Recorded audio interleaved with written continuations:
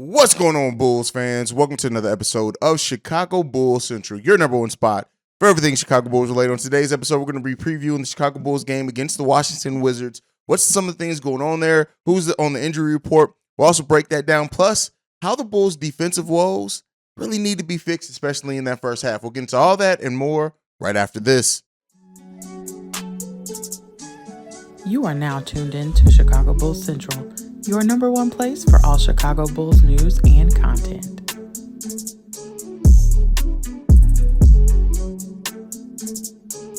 All right, Bulls fans. So the Bulls are set to take on the Washington Wizards tonight. Now, in this game, the Bulls will be missing, Javonte Green is doubtful in this game, and the Washington Wizards are missing a bunch of players. Bradley Beal out, Rory Hachimura out, DeLon Wright all out. Now, these are some of the players that do typically play pretty good against the Chicago Bulls. So, the Washington Wizards without Bradley Beal we should be able to say, hey, this is a game that the Bulls can definitely come in here and win.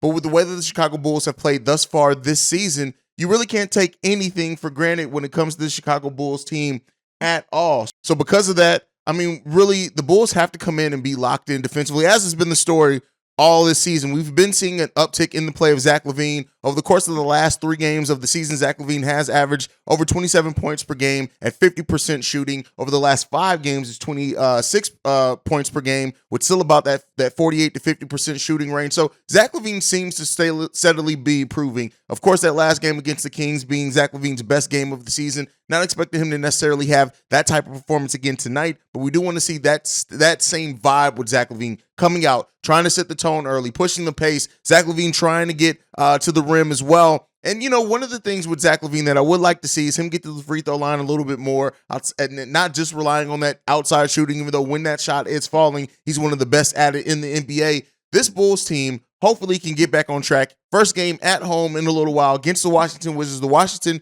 Wizards also coming in missing their best player in Bradley Beal. You would think that this can be a win for the Chicago Bulls. But we know the intensity, that type of thing has been one of the things that this Chicago Bulls team has not been able to keep up and have a consistent effort with game in and game out. So when you look at the Chicago Bulls and what they need to do tonight, the Washington Wizards, much like the Chicago Bulls, are very much a middle of the pack team, both offensively and defensively. The Washington Wizards are the 19th offensive team in the NBA, averaging 111 points per game. The Chicago Bulls aren't that much above them. They're the 17th ranked offense in the NBA, averaging 111 and a half points per game. So you definitely want to see this could be one of those either low scoring games or extremely high scoring game, just depending on who gets hot. Now, on the defensive side of things, that's where things change a little bit. Still, both teams basically middle of the pack. The Washington Wizards are the 12th ranked defense right now in the NBA, only allowing 112 points per game, whereas the Chicago Bulls right now are 15th, averaging still 112 points per game, 112.9 points per game allowed. So with that being said, it's just this, right? This Chicago Bulls team has to do what we know that they can do, what they've shown at times that they can do, where they've shown in quarters that they can do, that is score the ball well and efficiently, that is play defense well and efficiently. We just need to see continued effort from the Chicago Bulls team. And if we get a big night from either Zach LaVine or DeMar DeRozan, it really makes it that much easier. This is going to be a team where the Bulls can't, as we said with everything, they can't take anyone lightly. You got to look at this team. Monte Morris still out there, can light it up at times. Kyle Kuzma, who lit the Bulls up in a game, you can't overlook that. Kristaps Porzingis, Nikola Vucevic plays pretty well against Kristaps, but again, you don't want to overlook that. And Denny played really good defense the last time the Bulls faced the Washington Wizards, so we want to avoid that as well. Now, one of the Washington Wizards player, a former Bull that a lot of Bulls fans still like to bring up, still like to ask why we ever got rid of this dude. This is Daniel Gafford, who really has been demoted a lot this season when it comes to the Washington Wizards. He's played in 24 games this season, but only averages 13 minutes per game. That is actually his lowest average since his sophomore year with the Bulls. He averaged 12.4 minutes per game there. Then when he came to the Washington Wizards, that went up to 17 minutes and then 30 minutes, 20 minutes a game the season after that. So Daniel Gafford just is not playing a lot right now for the Washington Wizards. This is a player that has played really good against us prior, so we don't want to necessarily overlook what them having Daniel Gafford off the bench could be, but it doesn't seem like they're playing him a lot either. So another matchup in which the combination of Nikola Vucevic and Andre Drummond, they have to be locked in, especially in on that rebounding battle. This Bulls team, when they rebound the ball well as a team, we get out in transition, we get easier offense, all the normal things that come about from a team that rebounds well and gets out in transition and can get some steals, get some deflections, things like that. This Bulls team has to be locked in. Our bench, I want to get back to having the huge bench production nights as well, especially, now we'll see if Io is still on that bench unit. He probably still will be in this game. Alex Caruso is also listed as questionable with that ankle. I think he's more than likely to play, though. And so just as we continue to go forward, Javonte Green may miss a second game in a row. What does that mean for Patrick Williams? Is he still back in the starting lineup? Who scored in double digits, didn't play his best in the second half of that Sacramento Kings game. So, this Bulls team is this, right? When we look at it and when we talk about it, we know the disappointment that we face with this team and that we have in this team right now, and it's palpable. It's real. It's measurable. This Bulls team needs to get it together. One of the biggest things that have played into their woes so far this season is their lack of defense in the first half. In the first quarter, the Chicago Bulls have an average defensive rating of 117.9. In the second quarter, they have a defensive rating of 116.6. Now, that is a drastic turn to how they play in the first half. In both the third and the fourth quarters, the Bulls have a defensive rating of 104. In both the third and the fourth quarters, they actually rank as the second best defensive rating for third quarters and the fourth best defensive rating in fourth quarters in the NBA.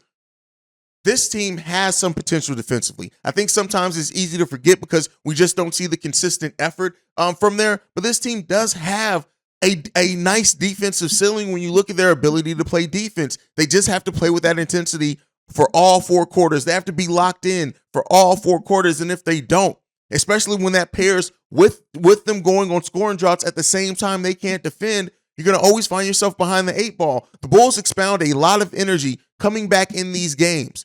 And then they just don't have enough in some of these games to really seal the deal. And that's what we're seeing with the Chicago Bulls team.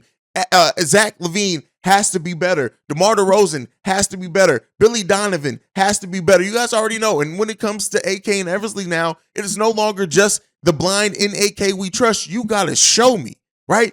AK and Eversley got to show. But that's a different. We're talking about a game right now. That's more on roster construction. But it just when it comes to this, this Bulls team needs to play better. This Bulls team can't keep giving up these victories at home to opposing teams. We're like, have some pride at home at least, right? The Bulls have not defended this home court very well this season. We've had some of our biggest losses at home against our fan, or in front of our fans, I should say. This team has to lock in. This is not going to be an easy night for the Bulls. How does the bench perform? Kobe White, who seemed like he was starting to go on an upwards trend, right back. Andre Drummond falling out of the rotation. This Bulls team needs to do something. And I'm tired. Like, it can't keep waiting to Lonzo, waiting to next year, waiting to this. We've been waiting for 25 plus years. We're tired of waiting, especially when you have a team that has this level of talent. Can we get back on track against the Washington Wizards as they're missing some key players for them? Hopefully. But you can't take anything for granted with this Chicago Bulls team, and that is one of the most frustrating things about this team so far this season. Zach LaVine, yes, he's worked himself back out, and I told you guys, Zach LaVine is quietly putting together one of his best defensive seasons, having a defensive rating of 98 against the Sacramento Kings. In the last handful of games, again, not the Phoenix game, he had a defensive rating of over 140 in that game, but Zach LaVine is improving defensively.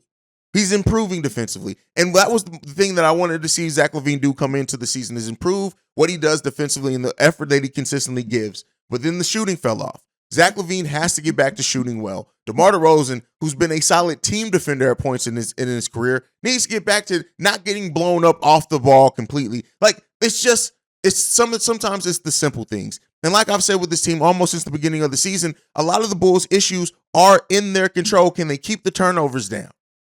Can they do things like that? If this team does those type of things, they can get a victory tonight against the Washington Wizards. But it's not anything that you can take for granted. It's not anything that we can just assume we're going to do, even with them missing Bradley Beal. And, some of you guys have asked, like, is the slide of Io concerning? Is it this? Is it that? A little bit of it is, right? We need better production from this team overall. We need better off-the-ball play from a lot of our players as well. The standing around watching DeMar or Zach go to work is not going to cut it anymore. As long as this Bulls team has this predictable offense, we're always going to be susceptible to losses to any team. As long as that team is willing to play solid defense and try to do the things that we've seen done against DeMar so far this season to really make him an ineffective shooter in certain quarters, it's going to be something that every team can take advantage of. Where our offense is not advanced, we are running to Patrick Williams, to Pat the designer's comment, we're running basically 2005 offense in 2022, and it is not working. Does this team start to pull out some things? Does this team, after hearing all of the we vow to rally, the leadership got to do this, like you guys have gotten your skirts pulled up, down, whatever you want to say, for weeks in a row. At this time, like, you got to show some pride. Zach LaVine saying this team has pride and all of this. Well, we need to see it. The time for talk from this team is done. I'm tired of hearing Billy Donovan and him trying to say the right things after every practice or whatever else and it not translating to the court. I'm tired of hearing Zach LaVine, DeMar DeRozan talk about they know what they need to do and what this team is capable of, and it doesn't translate to the court. I'm tired of Billy Donovan. I want to see 5 to 7 players in double figures and a bunch of assists. Let's see the type of play style that's going to get you there. We've seen it at times from this team, but we got to see it consistently.